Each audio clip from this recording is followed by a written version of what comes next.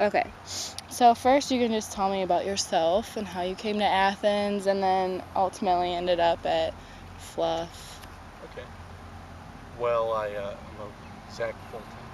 I'm originally from El Paso, Texas, and I came to Athens, Ohio, because my stepdad was a professor at Ohio University.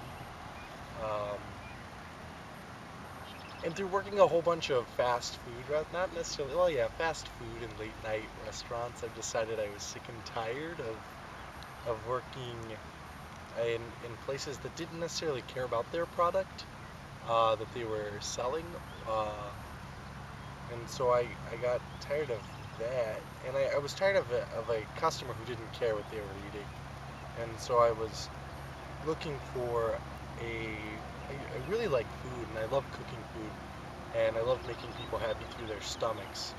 Um, and so through a little bit of research and Fluff was relatively new then, and I kind of realized that they made a very quality product and they cared about their ingredients. Um, and so I kept seeing the owners on the street every day, and I decided one day to just finally turn in a resume, and I told them about myself in a very non-resume fashion, more like an essay, and explained that I was really interested in a local food business that um, also realized their impacts on the local food market, as in farms and gardens. And so they liked that about me, and they hired me. Wonderful. So, kind of drawing it back to Athens a little bit, what do you like about Athens? I love Athens because it is small enough that I can walk anywhere. Um, I can walk to the farmer's market via the bike path, which is right along here. Um, I like it because there's a river, and I've always lived by a river. I find a river to be extremely important.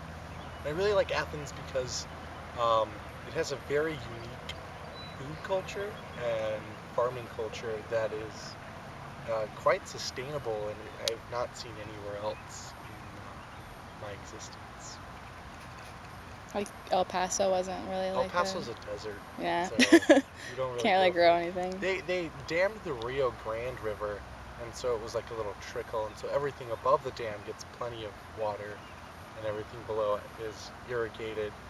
Um, but it's really larger crops and lots of chili and arid climate kind of vegetables, but nothing very uh, not a lot of wheat or beans. Yeah.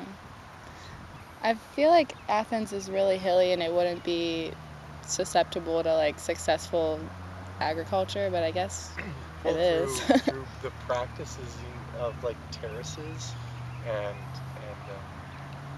I mean it's been done. It's sustained civilizations like the the Mayans and the Incas. They have these giant. They're in the mountains of the Andes, so yeah, you can't. They have wonderful, beautiful terraces that are still in existence. Um, Yeah. so it's done through that. Yeah. Okay, well, um, we'll bring it back to Fluff now. How long have you been there? I have been at Fluff for almost 1 year now. That's crazy. Have you seen it undergo any changes, good or bad? Um, so it's interesting. I started in the spring and we had all sorts of fresh produce every Mhm. day, new different vegetables, learning to cook new vegetables, and that was like really awesome. Really picked up on some sweet skills.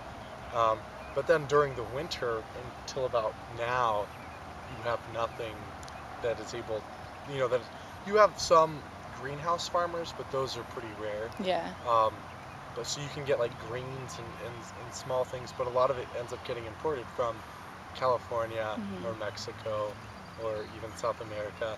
Um, and that's with like I think every business, you during the growing season you have this wonderful, great amount of different foods coming in every week, Mhm. and so that was like a huge bummer. Was like working with all these different foods, and then going down to the basics. Your menu gets a lot smaller Yeah. and more standardized. Um, but we still worked with local farmers. I think it was the Shade River farmers, and they ended up giving us bell peppers and carrots and greens throughout the winter, which was kind of